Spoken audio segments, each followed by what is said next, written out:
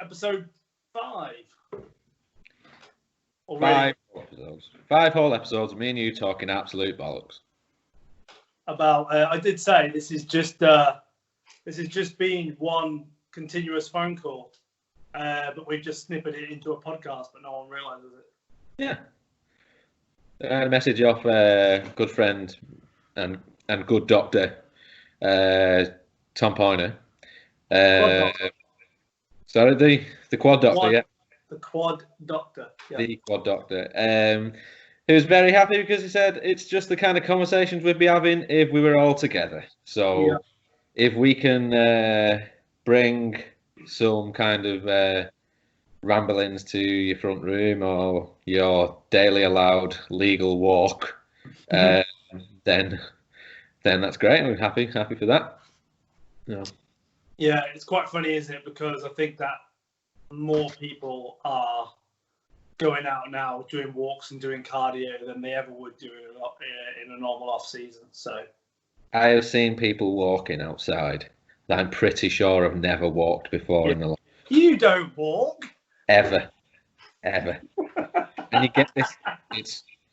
It's winding Cara up something chronic because you get this nod off people. It's you're doing your daily walk, yeah. And Cara's like, we're not doing our daily walk. This is our walk we do all the time. Yeah, I've never seen you before around these parts. So yeah. Claire spent the first 2 weeks like horrified that people were running into like shelters as she walked past, like she'd got flipping leprosy. It's like no, it doesn't really work that way. Like, you're not just going to walk past someone like on the other side of the road and then have to stop and put yourself into an alcove because you might get coronavirus off them. Cara is that person, by the way. Oh, is she? Oh, okay, cool. Like, she makes us cross the road if there's so we are zigzagging down the regular path because we can't. Yeah, we can't go on our regular path because it's like a nice little country lane. And it's just rammed. It's like a city centre, just with families walking down. And we look like the ones going on our legal daily walk because we're not walking a dog as well, which is really annoying. Yeah. Because we get to go on this walk and we see nice dogs that we don't own, so don't have to clean up the shit, but can say, "Oh, look at that! Oh, it's cute." But now we look like the people going on our walk. So yeah, fake cardio people. Yeah. It's about the only cardio I'm doing, but not the only cardio I'm doing. So, isn't it? Yeah. Sneaky. What else are you doing then? So, pre-quarantine, we bought a little cross trainer, just in case, like, we were locked totally down and we weren't allowed out and we could move. Where are you keeping it? In my bedroom or your bedroom? Yeah. So the blow-up mattress is rolled away. Your freezing bedroom, by the way, which is always. I've only ever stayed at yours in off season as well, so fucking no chance of my staying there without a heater in diet conditions. No fucking chance. I'm already getting cold. I'm not even fucking lean, so.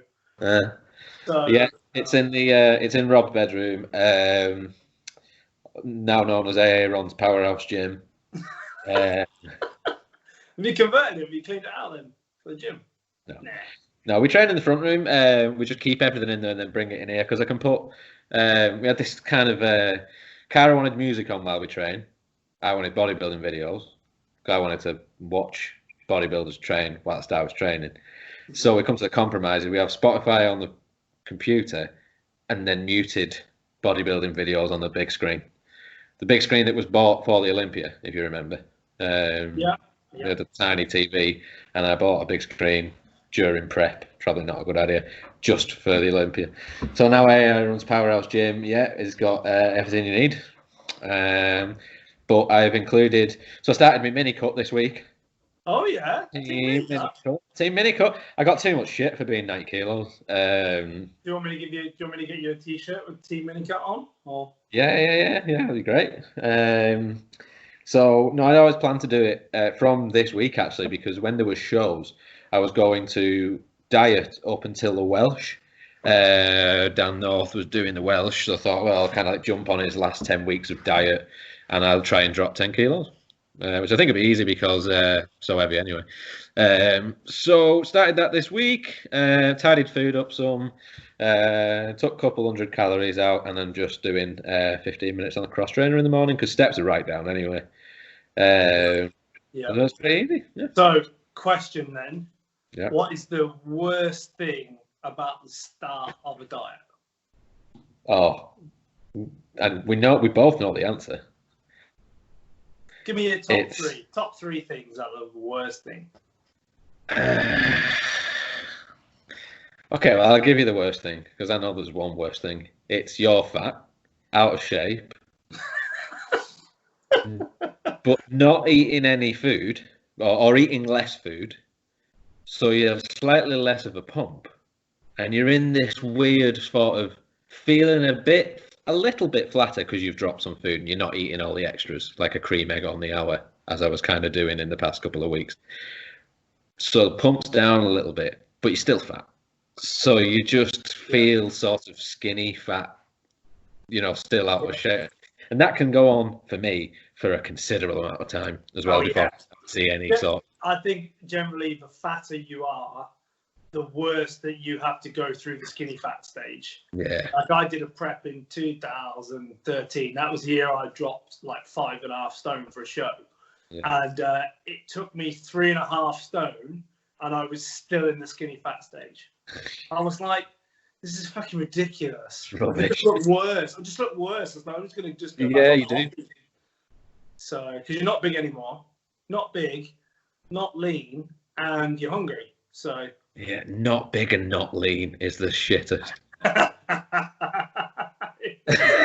Because at least when you're big and you're eating all sorts, you just feel big all the time. In reality, you don't look that much different when you've dropped a little bit of weight. You just notice that, because it doesn't matter really from like day one of any sort of diet, you start looking at yourself a bit more, don't you? And you're like, right, going on. Yeah. So I've purposely not done that on this diet, and I won't actually until the end. Really, I've not took any pictures or anything like that. It's mostly, it's more of a weight thing rather than an actual body composition thing, because probably not going to compete next year. So therefore, because of all stuff, and don't know what shows are going to be and whether there'll be a boom next year and all that kind of crap, which just means that I think I can push heavier again after I've come down, and I think I just need to do that before I can push more. Yeah. I'd throw in there, just to answer the same question. So the first thing I think that, like, I miss having a burger, even though I maybe haven't had a burger in 2 months prior to starting a diet. All of a sudden, then because I can't have one, I want one. And I really suffer with massive headaches and really bad cramps the first 2 weeks. Because I've just obviously cut rubbish out of my diet, and cramping, I got no idea, but it happens to me every single time. It's like I'll stretch, and then my biceps or my tricep will just lock up, and I'll wake up in the middle of the night with calf cramps. Like I've just been running. It's weird. Definitely the headaches will be the sugar, won't it? It'll just be the occasional, like... Do you know what? I said the thing is weird, though, is I don't eat a lot of sugar. Like, I mean, I'm a savoury guy. Like, I could eat like 10 packets of crisps. Yeah. I'm forgive, take or leave ice cream or chocolate. I'm not really fussed. Yeah. I know that obviously my normal off-season belly would say otherwise, but yeah, that's it for me.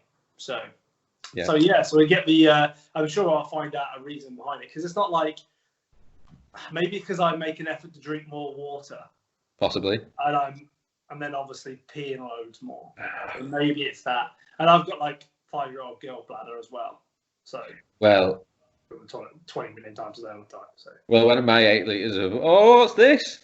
This a diet drink? Oh, sorry, did you not realise that this episode was sponsored by Pepsi Max? Who have we got on it? Oh, we've got Sterling on it as well. Some football player, apparently. Yeah, he runs like a girl. Raheem Sterling, he runs like a girl. For all you football fans out there. Can you imagine if they just put Ronnie Coleman on the front of that? Fucking brilliant. Did you see that eBay picture I sent you the other day? Was pretty funny. Yeah. Canvas. No. So for the listeners out there, it was a canvas painting of Ronnie Coleman, signed by Ronnie Coleman, but the picture used was Phil Heath. So just black guy, isn't it? Just black bodybuilder, isn't it? Just the same. Just the same. Bald head, massive shoulders. Got to be Ronnie Coleman. Yeah, it must have been. Yeah. So hopefully someone bought that. I should probably buy one just for comedy value. Yeah, that'd be a good backdrop. It would. Just hang it up in the bedroom. Yeah. But that's not Ronnie Coleman.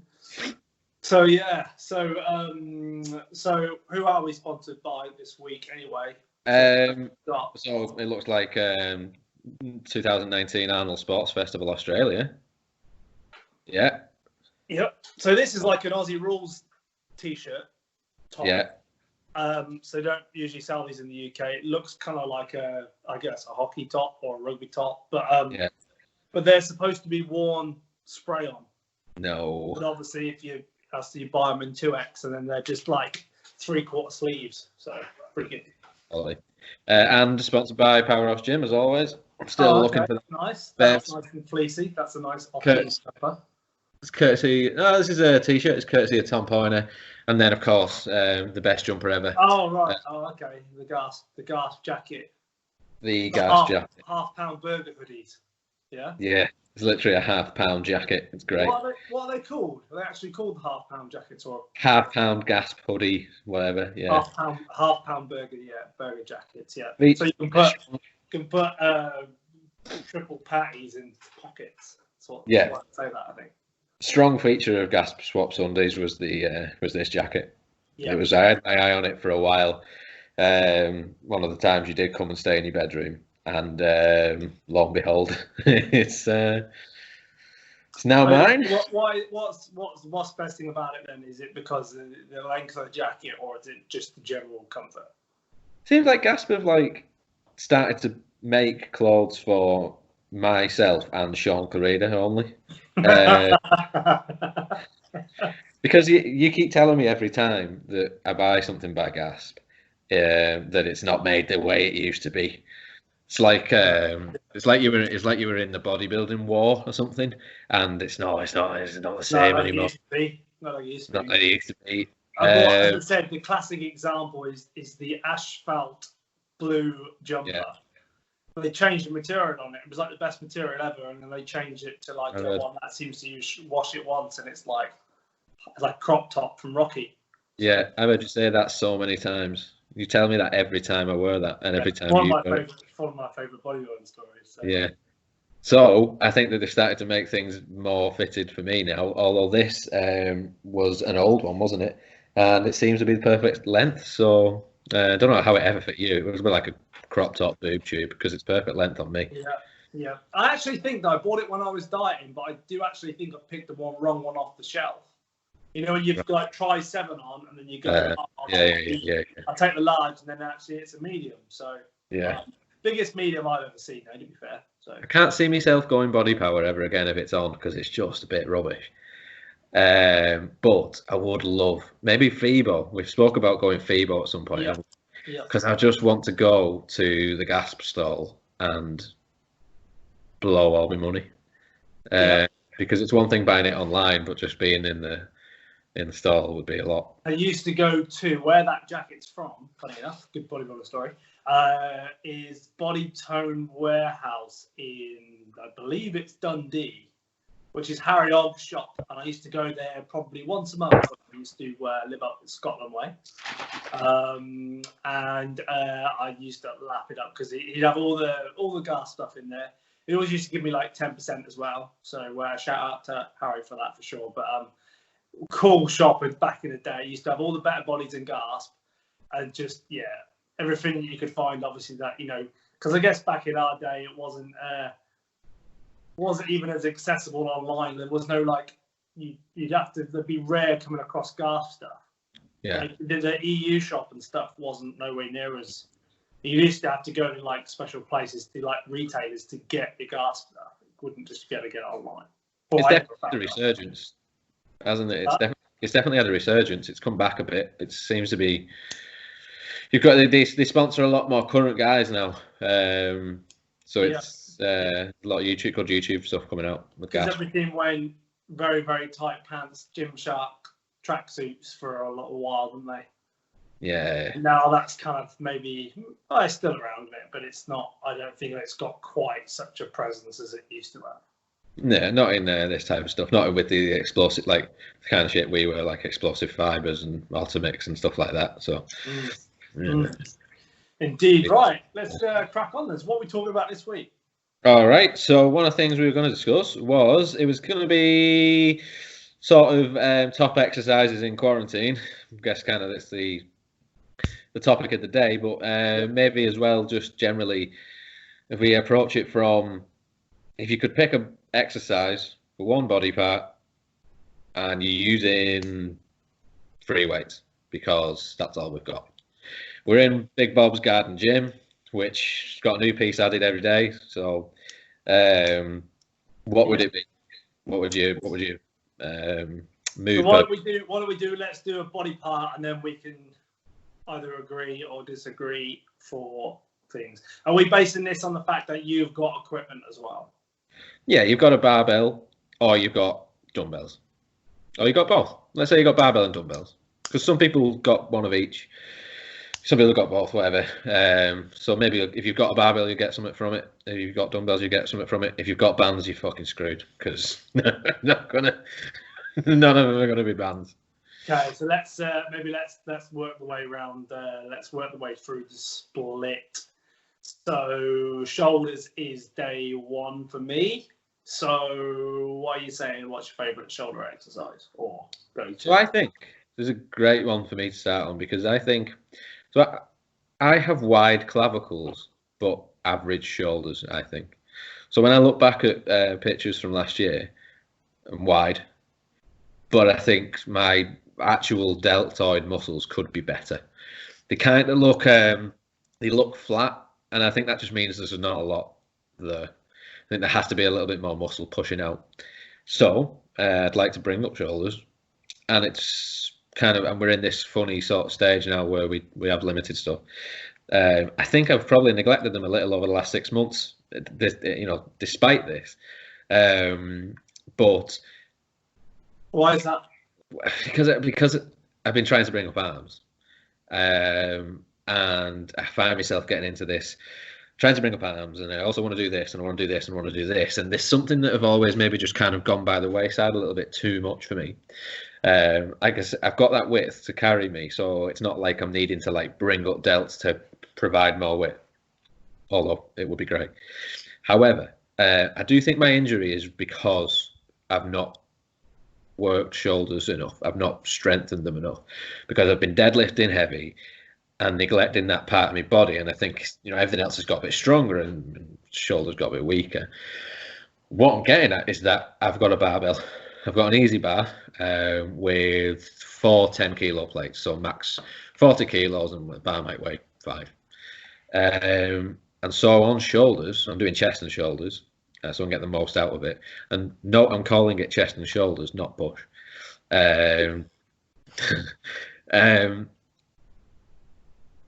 Just an overhead press. So I've gone back to doing some behind the neck stuff because that feels great. It doesn't matter how many times you read in Flex magazine back in the day that it will absolutely crucify shoulders, because I don't think it will. And then just a standing barbell overhead press. And I've been blasting them, and I feel, it's the most bro thing of all time, but when you feel the muscle has really been worked, and you're like, yeah, that is going to, that's going to bring some hypertrophy or whatever, it's going to do it. I mean, if anyone's ever done the Jim Wendler 5-3-1 program, if you've done it's like 9 sets of press. Yeah. So it's basically 3 warm-ups, 3 working sets with an AMRAP set at the end, so as many reps as possible, and then 5 big but boring sets, which is 5 sets of 10. Now, at my absolute best, and this doesn't sound a lot, I could never really get past 55 kilos for 5 sets of 10 of the big but borings. But you know when you get them shoulder pumps where you can't put your arms anywhere to get comfortable because they're just throbbing. Yeah. Well, that always happens, and I can't replicate that off dumbbell pressing. So I would say definitely overhead barbell press for me to match you up on that one. And I'm probably opposite to you in the fact I've got narrow clavicles and round muscle bellies. So that's quite interesting. But I would also say, yes, behind the neck press. Do you know, I think a lot of that stems from people who've got poor mobility in the shoulders while they're doing themselves.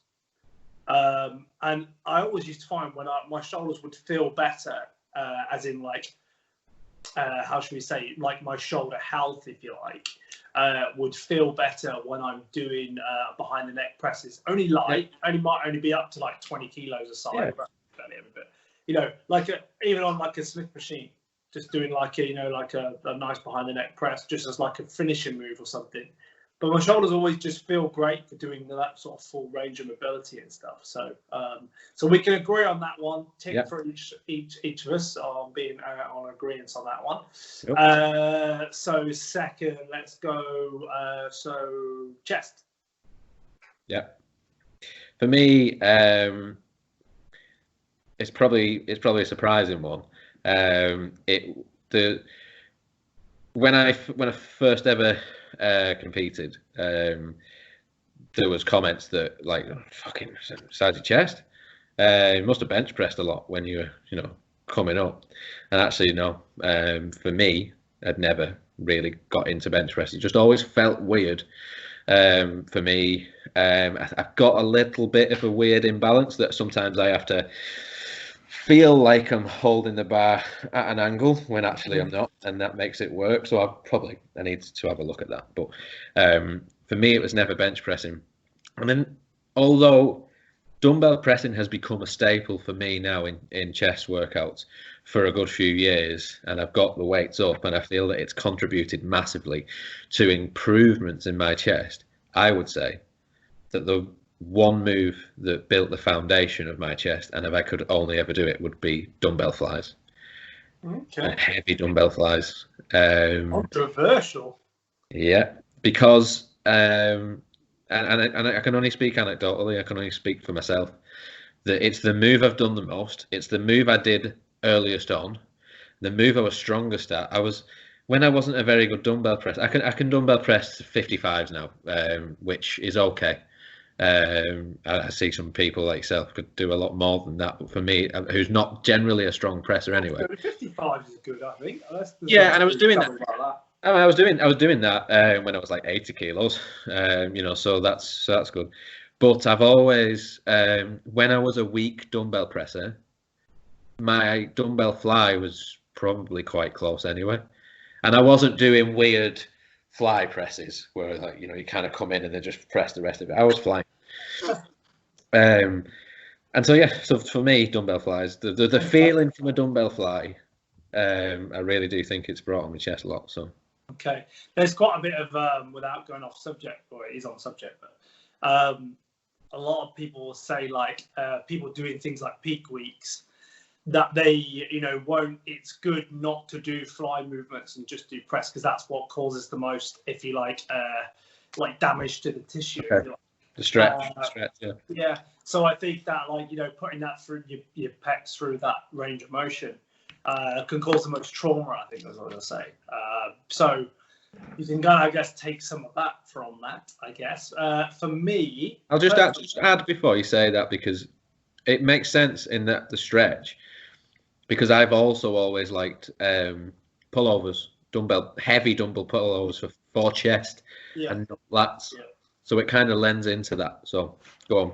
Yeah, interesting. But I would probably say for me now, going off the basis that I am a bench presser, so to speak. It's always been my go-to. I think that when I first started training, man, I remember having this conversation with David Kay, but like the weights that I was doing when I was like 22, I always remember being able to bench press a triple for 120. But in comparison, okay, I'm doing more now, but 120 is starting to get up towards your working weights. But the way that you actually lift that weight is night and day compared to how it used to be when I was younger. Yeah. But when I was younger, really, probably for the first 2 or 3 years of like competing, I never had a chest. I only was released because I was lean and a good structure, why it looked like I had one. Right. But like off-season wise, it's like, it didn't take long for my belly to stick out further than the chest, if you know what I mean. And that's not just because I was fat, but I was fat. But for me, I think, the biggest thing that was the game changer for me on chest movements was moving my grip in. I always used to bench with that finger on the rings. On the ring of the knurl, if you like. And then I can't remember where I even saw it, but one was set up, so obviously squeezing back, but secondly, hand spacing. So I bench pretty much, like almost like neutral, almost looks like a close grip press. Yeah. But that did wonders for my chest development. Like like I can almost say, I was saying, to thicken out that middle part of my chest. Yeah. So for me, I would say it's bench, but actually I think that if I had to pick one exercise now for this time period, I think it's incline pressing. Yeah. Because the weight that I'm able to use on a flat bench, let's say I'm getting up to 140s, 150s, it's not safe to pick that off a ladder, for example, if everyone's seen my Instagram stories. Yeah. Unload a bar by yourself. So for me, I can clean just about 100 kilos. And then press with that. So obviously doing that flat bench, I could probably get not double the amount of reps, but definitely more. Yeah. So for me, I think that incline press is like, if I could do just one movement in its time, that would be that. So incline press. To add to the incline as well, I would say incline flies rather than flies, actually.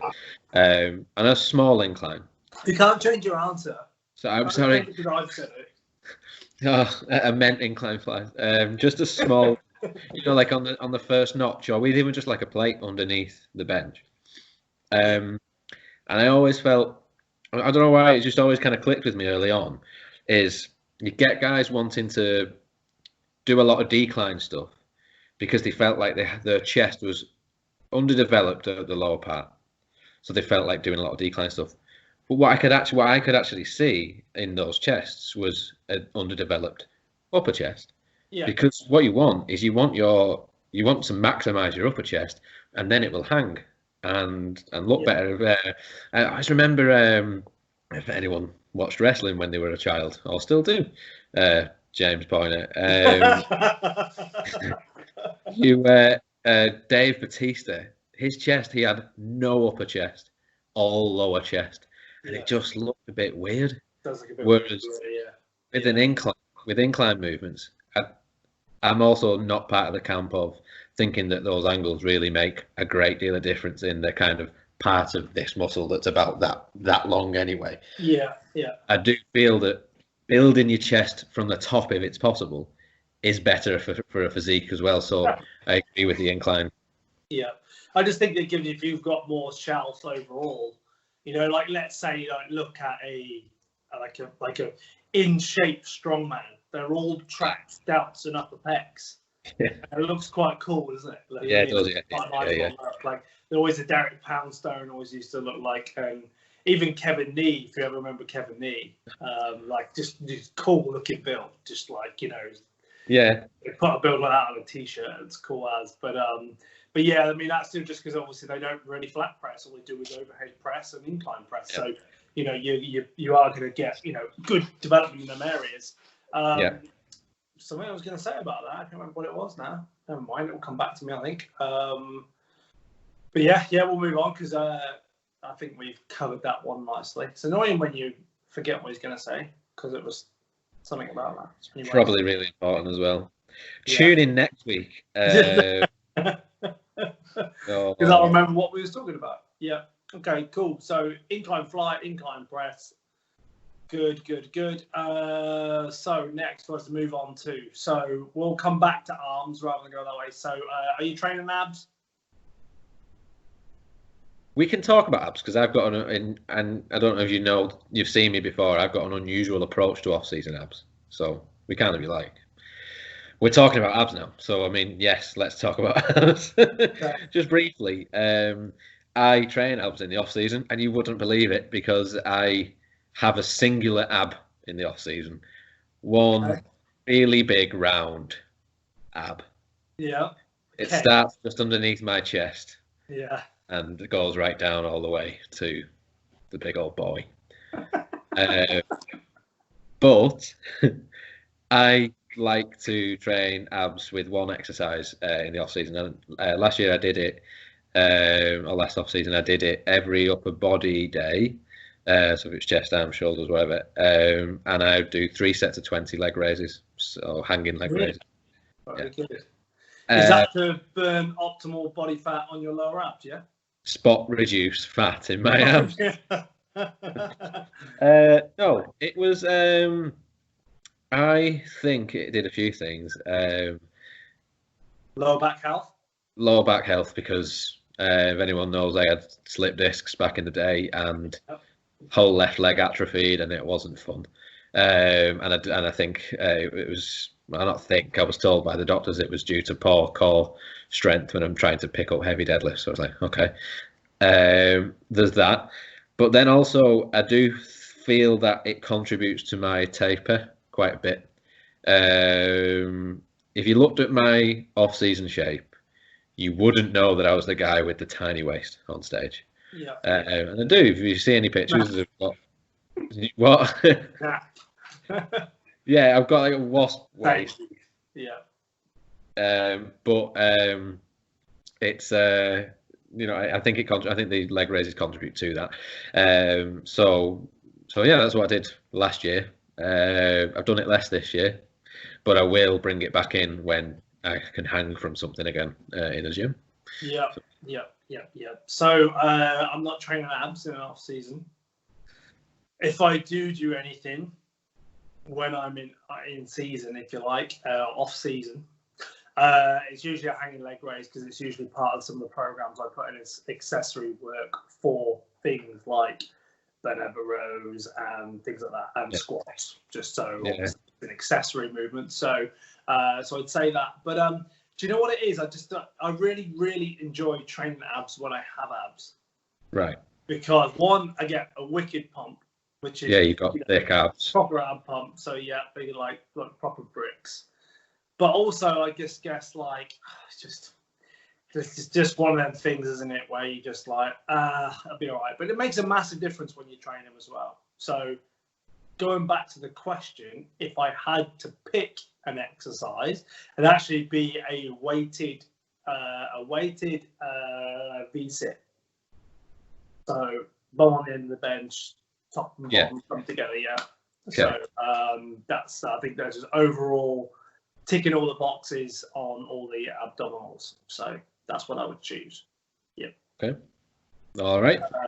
Okay, let's go. That's enough of abs. We're not a bodybuilding podcast.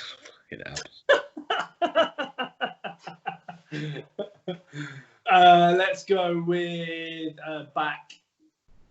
Yeah.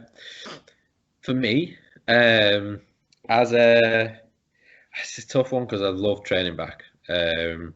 And I have a great connection with when I'm rowing and doing any sort of movements like that. I can squeeze lats, and it just, everything kind of feels good. I'm not going to say deadlifts, even though I love to deadlift. I think they're a great movement for lots of things, including back. But if we're just picking one, it's really close between single arm dumbbell row and bent over barbell row, and I think bent over barbell row is just going to edge it, because if we're kind of in that situation, if we're saying you can only do one thing, I think you get more in a bro way. I think you get more total back activation on a bent over barbell row. I think do more to your back with it. I feel as a lat move, single arm dumbbell row for me is king. But as a back move, bent over barbell row, overhand. Yeah, I would say, I concur. Double hand bent over barbell row. Yeah. I've been doing quite a few different variations of them. I've been doing like the when we went to the Milos strength camp, he had us doing dead stop rows, and that's probably the first time I ever really did them, but I really liked them. So I did used to incorporate them quite often, but I don't think you can beat the kind of standard Dorian Yates row. Just for just moving sheer weight, and I think I've got enough weight in the garden as well to be able to kind of still make them pretty good. Yeah. And I've kind of changed the way I do them over the last 3 years as well. That I reckon, because I don't deadlift, and this is just from an injury standpoint, I can RDL, but I think the first 4 inches off the ground is always where I've caused problems for myself in the back. So like I said, I can stiff leg dead, no problem, and bend over row, but because I do my bend over rows quite far over, my lower back gets taxed like anything off that. So for me, that's kind of, although it's not the same movement, that is kind of like my replacement for that exercise. And I actually would say that my back has got better as a result of not deadlifting and putting more emphasis on just doing normal rows. So.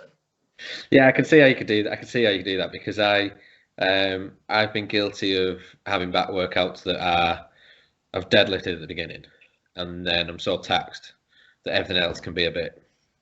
And I can get guilty of doing that from time to time. I think you, when you enjoy a movement as well, you can do it maybe a little too much. Been injured seriously twice bodybuilding, slip discs, and they're both deadlifts. So take that what you will. But I do.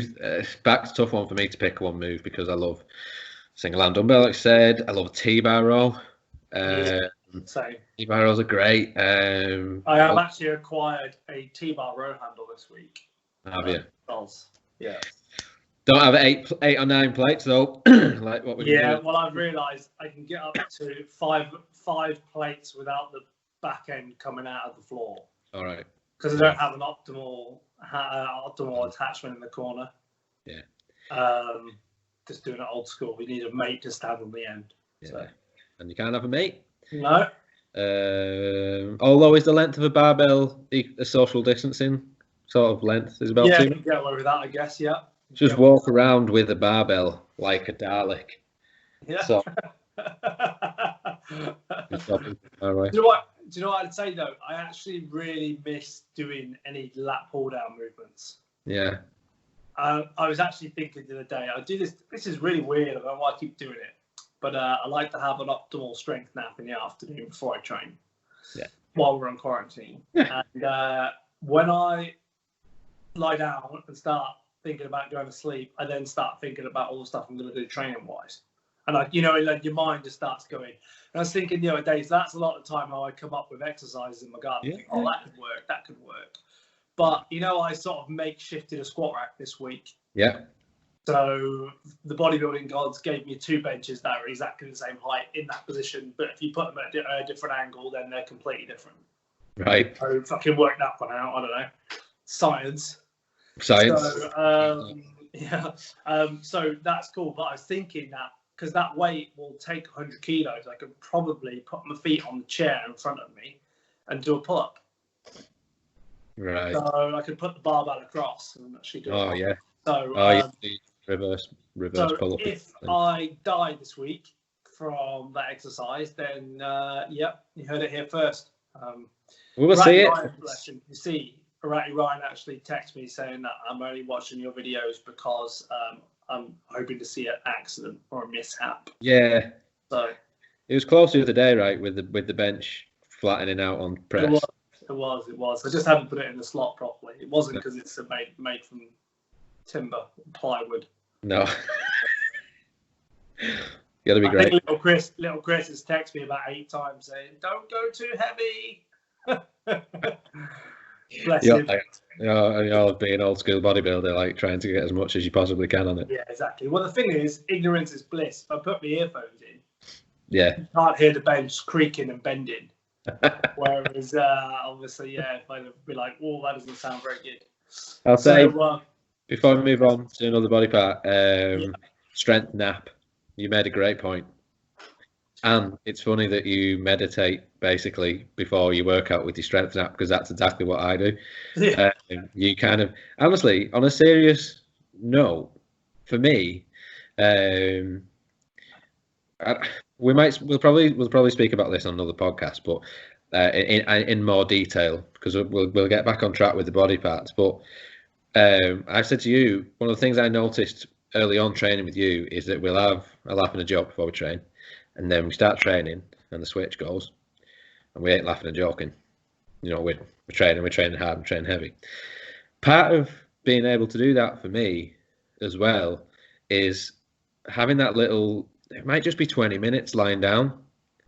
It's ideally longer, but where I can just kind of almost like turn off the rest of the day and be ready to train and not be thinking about other things. So if I'm working office hours 9 to 5 and I come back and I'm going to train like 7 or something, I need to lie down for 20, 30 minutes and just stop thinking about what I've done that day and start thinking about the gym.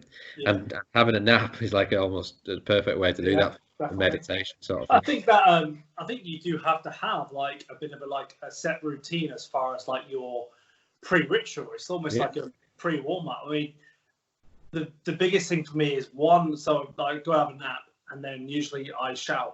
So Jacob, why the fuck are you showering before the gym? But I almost need that just to kind of like loosen off, hot shower, make a pre-workout. And the biggest thing for me, even when I'm at work, so I work usually like 10-hour shifts. Yeah. And then I always used to then obviously get ready for training at the end of a shift and then train. You think after being in the gym all day for 8 to 10 hours, you like, well, the last thing I want to do is train. But as soon as I got changed into my training stuff and put my Converse on to train in, I instantly want to train. It's weird, but it's like just for the fact of getting changed. Just like if I'm in my work stuff, they just don't want to do anything. So, so it's little things I think you do have to go through a bit of a routine of kind of, I guess, like it's almost like you're kind of mentally preparing yourself for it, aren't you? So it's good to do that for sure. Right. Sorry for getting off topic, but yeah, I just wanted to pull you up on that. No, that's good. It's good. It's definitely like a note for the diary to come back to because, write it down.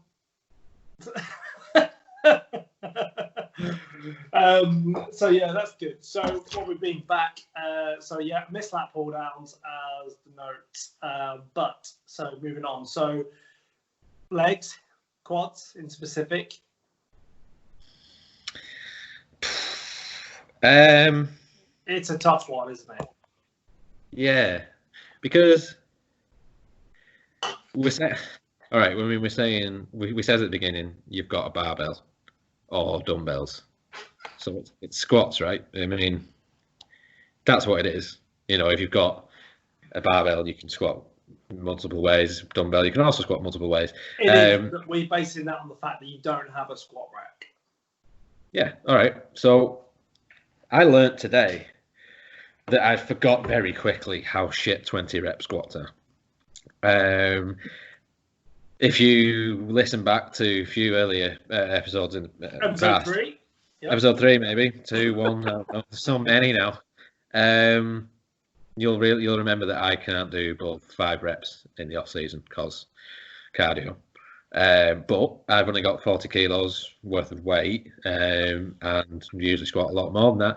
So leg workouts, I've been doing sort of as many sets as I can of 20 rep front squats.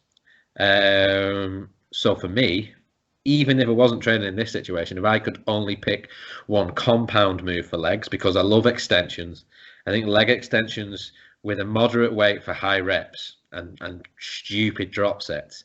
The old Dick Coach DSL's favourite of mine, the work up 20 reps leg extension, work up to about we'll do like one working set after like 4 or 5 warm-ups, and then drop plate for like 5 times. We're doing 20 reps, so like last set is like 100 reps.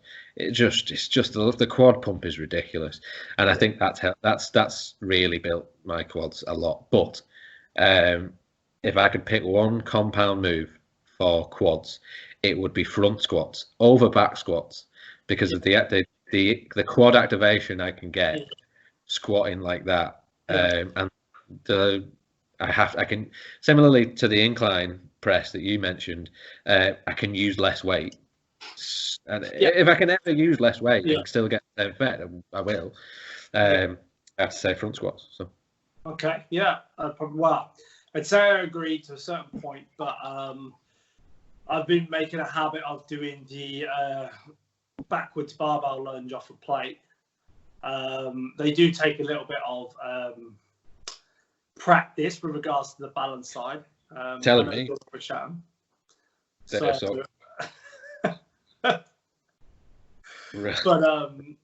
But yeah, they're pretty brutal, to be fair. I think that for me as well is that it's very glute dominant for me, and when I need that, I've got good quads and small glutes, really not super small, but I think they're definitely that I've got really nice shape to the quads, but that's one area I'm definitely lacking. I don't really do anything, like I can't get on with hip thrusts.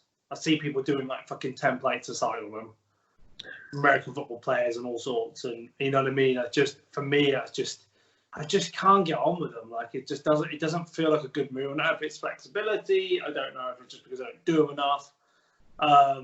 We've even got the specific gym like bits of kit for it at Gymmunity. Yeah. Booty Blaster 5000.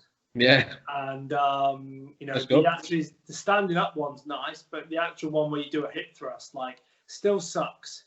A plate and a half on, it's heavy. It's like literally digging into my child waist that I've got. Yeah. That's what I'm going to put it down to. I'm going to put it down to having small joints. Okay.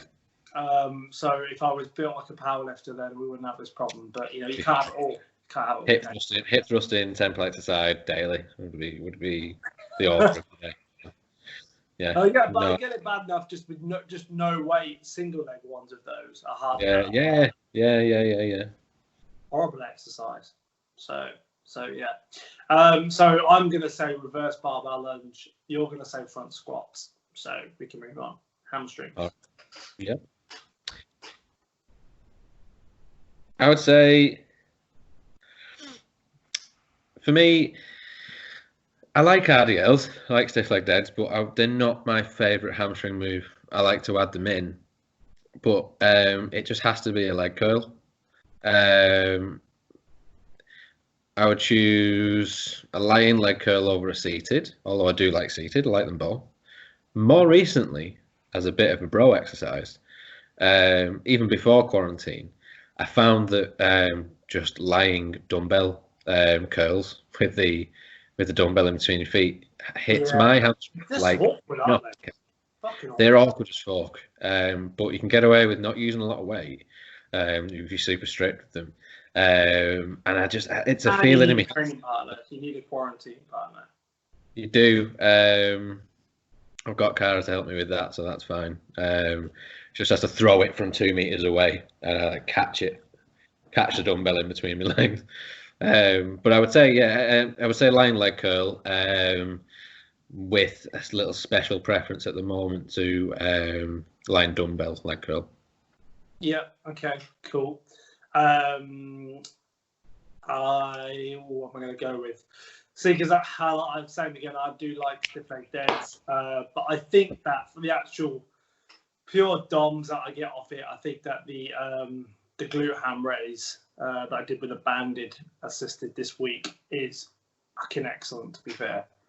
Like, I mean, I've always used to do that as like a plyometric movement. So basically, we used to get a training partner, hold your feet and do it that way. But putting the band around the door for me and tie it around the top of your chest, that's just a great movement. I can do like 4 reps and I'm always like cramping straight away. So okay, so like almost like the Nordic curl. Yes. Yeah. It just takes, you just have to have the right setup. So like, let's say you try and put your feet underneath your sofa and you haven't got it as a band, but the band's a game changer, to be fair. I don't know after quarantine whether you're going to go into the gyms and everyone's going to have a mass burning of all the resistance bands, or they're going to be the opposite. They're going to be like, this cable machine's all very well and good, but have you got any bands? So that's probably how it's going to go. So it's going to be one thing or another. But as I said before, I think we are all going to be absolute pros at pumping up backstage. People are going to be going in 4 hours beforehand for pump ups to do their full quarantine workout. Or just spill loads and be dead sweaty because they've just trained back then. Completely flat and sweaty. Yeah. Over pumped. So yeah, for me, I think like I guess you can call it a Nordic curl or an assisted glute ham raise. I don't know. So, I do like. I think what we're saying is that I'm not a physiologist. I don't really know that much about biomechanics, but I like bodybuilding and I know how things feel.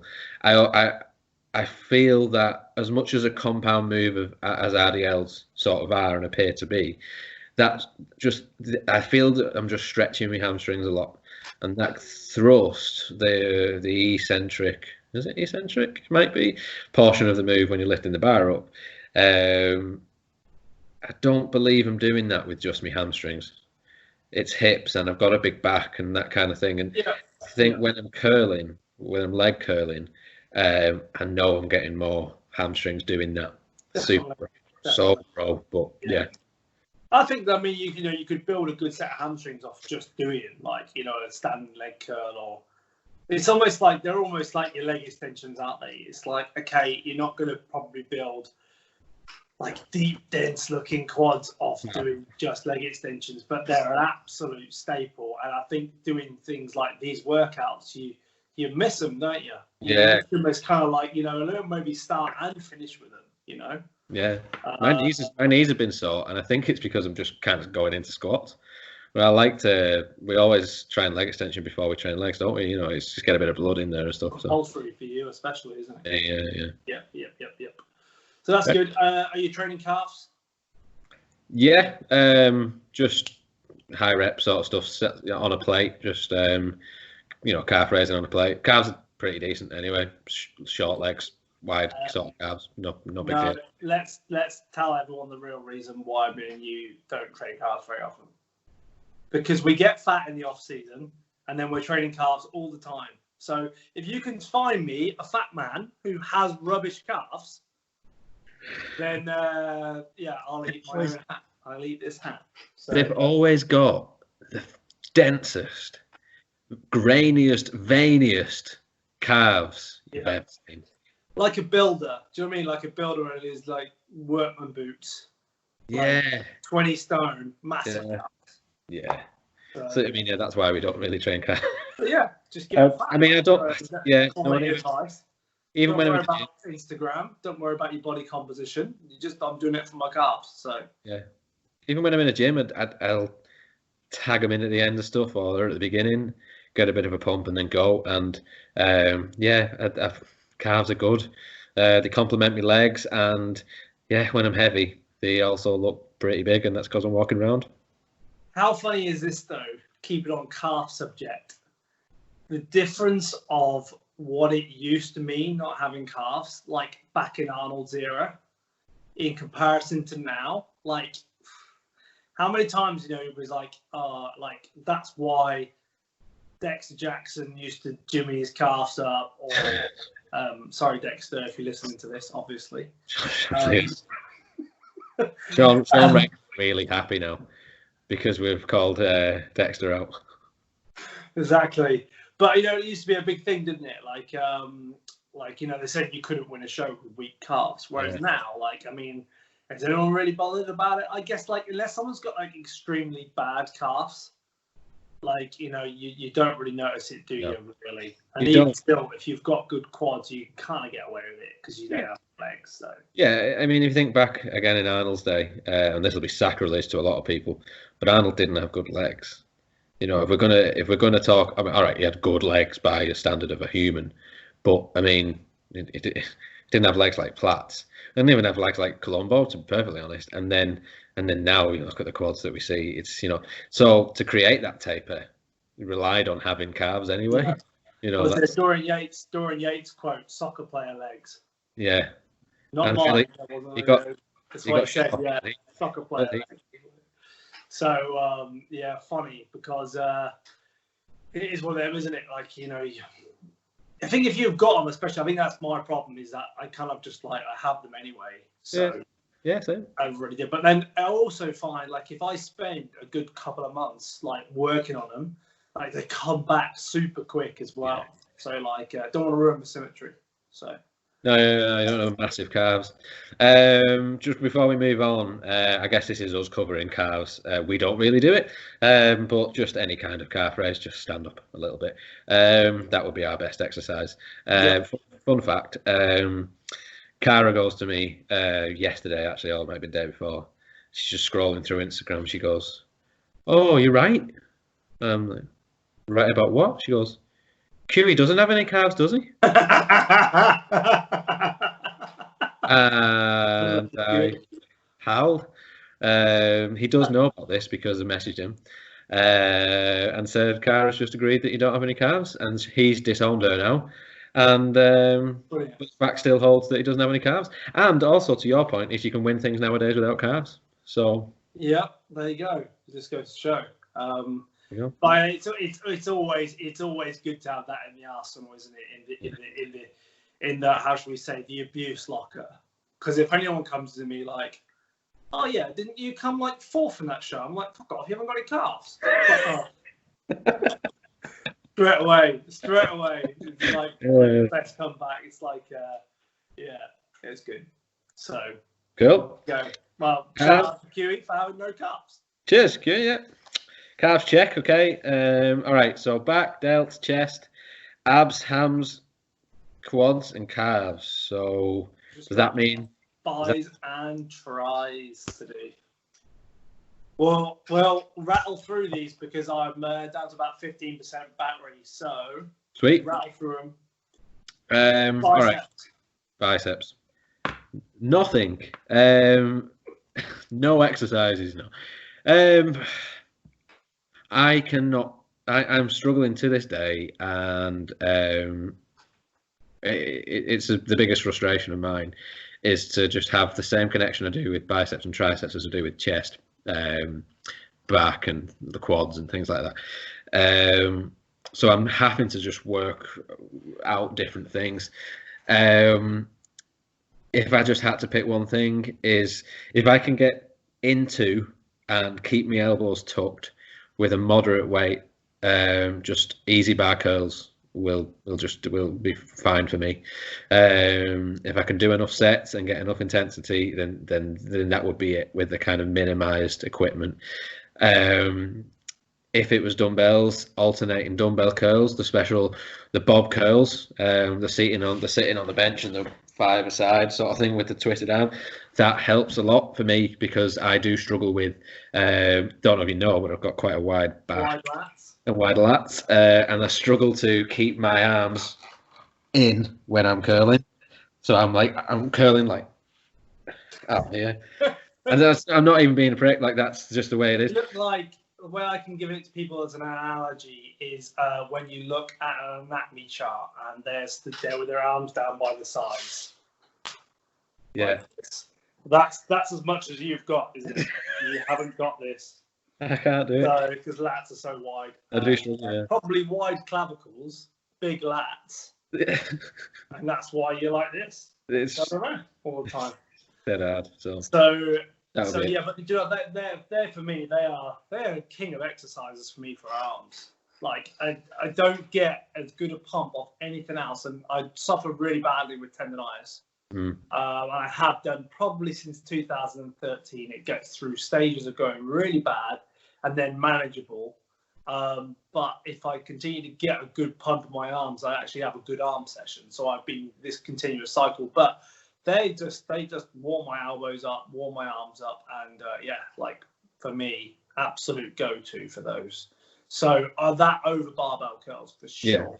Yeah. So bob curls, definitely bob curls. Which, if anyone doesn't know, it's dumbbell curls, seated, leaning forward slightly, and 5-a-side for 20 reps maybe. So 10 reps a side. Yeah, sets of 5, alternate until you sort of build up to the top sets where I usually throw up to like 15 reps. Yeah. And then sometimes even really bro, and we do a static hold on the other side. So this one's super bro. But good arm pump off those. Always get arm pumps. So good. Okay, I'm going to go with that. I'm a single arm dump. dumbbell curl for me, and last one, triceps then. So a lot of the good things I've learned from arms is from you, because I'm going, Rob's got good arms, I've got shit arms, let's follow Rob. Overhead tricep extension. Preferably, I go between dumbbell and barbell. For me, I get a better stretch, and I'm able to use weight that I feel is providing enough load with a bar. So an easy bar, arms as far back as I can. So sometimes on an incline bench, whilst I'm doing the home workouts, it's just on my kitchen chair.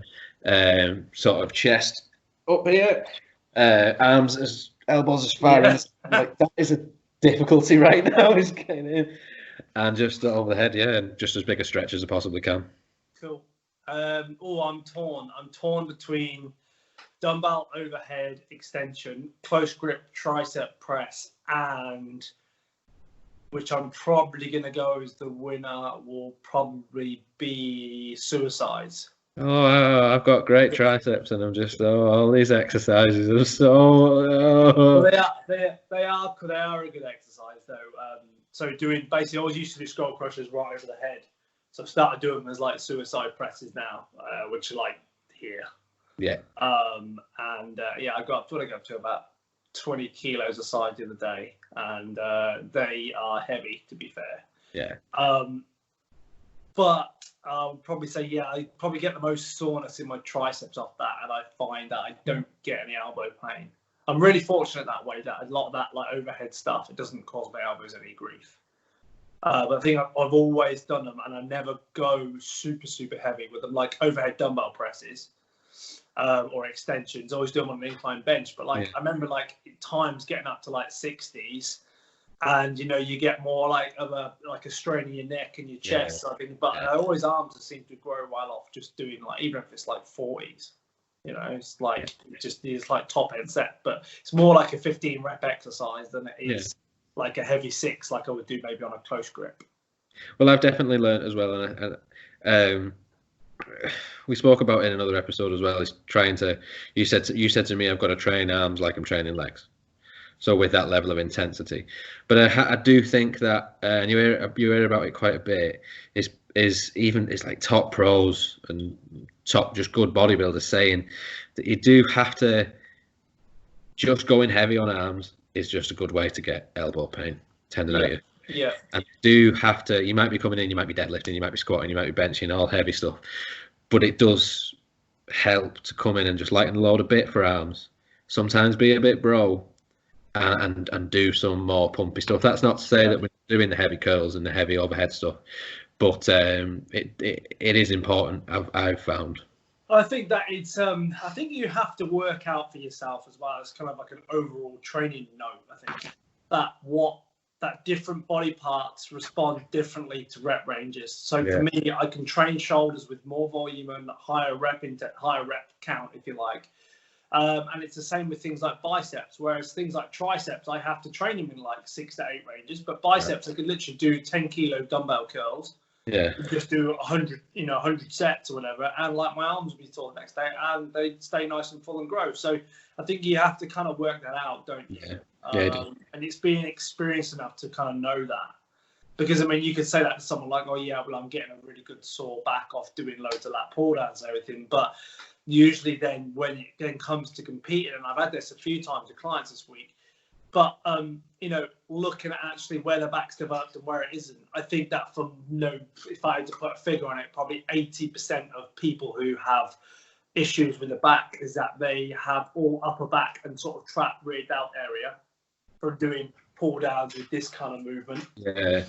But no actual engaging on the lower lats. So with that heaviness that you have on your back, like, I said, probably because the bar path and everything that you use, is actually, if you like, engaging that part of your lats. So people say, oh, I've got higher lat inserts. It's like, no, you just don't probably do enough exercise to tax that part of your back. So people shy away from the rows, shy away from the T-bar rows. And if they do them, they're all up here somewhere, so it's all that one part of that. Because just training back, like, if you like, You know, they need to go back to sort of the basic Ben Kapolsky stuff with a bit of science, but actually work out, you know, like planar movements and like what you're actually doing, and are you actually engaging that part of your back or not? So there's a good way to wrap this up actually with what we've spoke about is really that we've said all these exercises we like, and we've caveated with we're saying if you've got a barbell or you've got dumbbells because of the kind of situation we find ourselves in. But really, no one person's exercise is a catch-all. You know, you don't deadlift. I deadlift. I don't barbell press. You love barbell pressing. You know, it's your biomechanics, and you don't even have to get that Ben Pakulski about it. You can just you just know what feels good and what doesn't. And I'll go from arm session to arm session where something felt great last week, and then it feels shit this week. And it might take me a few exercises to find that move. And I'll sometimes find a move and I'll just ride it the whole workout. I'll just go, okay, these feel good, and I'm just going to do them. Which I like to train in I don't logbook in that sense. I like to keep a log of the top sort of lifts I do. You know, I'm not kind of like, you know, doing that new fancy way of logging that a lot of people do. But with arms, I especially don't. You know, I just have to adapt. And I think if you're that kind of person with any body part, then that's okay as well. You know. Yeah. I'm quite fortunate in the fact, you know, I don't logbook, but I do have a bit of a weird brain for. I can tell you what chest workout we did 6 months ago. Yeah. You know what I mean? Like I've just got this weird, like, oh yeah, we did these, and these, and then like, you know, Claire's like, how do you remember that stuff? I'm like, I don't know. It's probably the only useful information that I probably actually retain is. And the thing is as well, I don't need if we're training shoulders, I don't need to write down how many sets I did with 10 kilos side raises for the warm-up sets. But I'm interested in knowing what our kind of top end set of presses was. And I know what that is, you know, because I'm normally quite happy with it. So yeah. So just to kind of wrap it up, have you found with your training whilst at home, has everything felt a lot heavier than it would do in the gym? Because this has been a bit of a question from. Oh my life! We've got a 12 kilo kettlebell. Cara picks it up and goes, "That's not 12 kilos." It is. It's mad, isn't it? But everyone's having the same. I'm hearing a lot of people saying the same things. I'm like, oh, maybe not. But like, I mean, I've been doing like I did this week. I did some single arm dumbbell presses. Yeah, see. To my shoulder. Like Brian Shaw. That's a 32 kilo dumbbell, and it feels like a 50. But, you know, like I did do a set of 12 straight after that to sort of prove to myself that I wasn't just being, but I could only get like 4 reps. And I know that I'm not doing it with any back support and having to push against it. It's all kind of core, but it's just mad how like some stuff is like so heavy. Even them 32s I did on incline press on chest the other day. And I like proper struggled with them. The second set, I was thinking, how am I struggling to get 10 on 32s? Yeah. So I don't know what's in that and why it's like that. Because like my nutrition's good at the moment. Like I'm sleeping a lot. It's like I'm even getting a strength nap in the afternoon. So who knows? Maybe the gym does add an extra 20% of growth strength. I think it might do. We'll do a study on it. Yeah, we should do. When we're allowed back out. So we missed anything, and we didn't really cover. I mean, are you a shrug guy? Do you train traps? No, I have done intermittently, but I feel I get enough through deadlifts. So yeah. I also Johnny Jackson's traps are jokes, but they massively take away from his physique. If you ask me, like his traps are here. So I'm not saying I wouldn't want to develop traps. I do, but I don't feel like I need to look like trap guy in the gym in a stringer. Yeah, but then saying that, I was always jelly of the J Cutler Muscle Tech vest with the actual gap between here where the traps are so big and his pecs are so big. So I used to have an actual gap between the stringer like a bra strap. Put something in it. Yeah. So yeah, I need that. I'm never going to have it because I don't really. I'm delta dominant, so. Yeah. So yeah, just look like Phil Heath instead. Tank top. That's fine. Yeah, yeah. Narrow clavicles, round muscle bellies, as we discussed already. Basically the white Phil Heath. Yeah, cool. Oh, you heard it here first. Rob Waterhouse, basically the white. Probably ordered myself a new Cardillo belt with white Phil Heath on the back. Yeah. Yeah. Okay. Yeah. Done. I'll just wear your old one. Yeah. Yes. There's actually a bit of a plug for Cardillo, but I mean, I don't know how I ever train without it. So someone actually trolled me the other day for this, by the way. And why are you wearing a belt and elbow straps, like with plate side? I was like, do you not know about optimal waist training for bodybuilders, bro? There you go. So you heard it here first. Just wear your belt really tight. Yeah. 28-inch waist. And on that note. On that bombshell. Right. Okay. So I guess back for next week. So I guess lastly though, bit of a plug, but not plug, but make sure you subscribe. Please do. Yeah. We've had a fair few views now, which is nice. I think over 400 views on across the 4 videos, given that we've inundated people with like 4 podcasts in a month, which is a lot. But please keep watching them. The views are going up, subscribers are going up, likes are going up. So just keep pressing subscribe and liking and share it as well if you like it. I'm really grateful for all the people that have messaged and just made stories and said that they like it and bits they liked. It's we'll just keep doing it anyway. But it's nice that other people are listening to it too. So please. And I think we will put some like maybe a poll out or some questions out on the Instagram story this week for maybe next episode for doing a little listeners questions segment. Perfect. That could take off a nice half an hour, couldn't it? So, awesome. We'll do that. Yeah. Cool. Cool. Right. Wow. All right. We'll see you all next week. Peace. Cheers.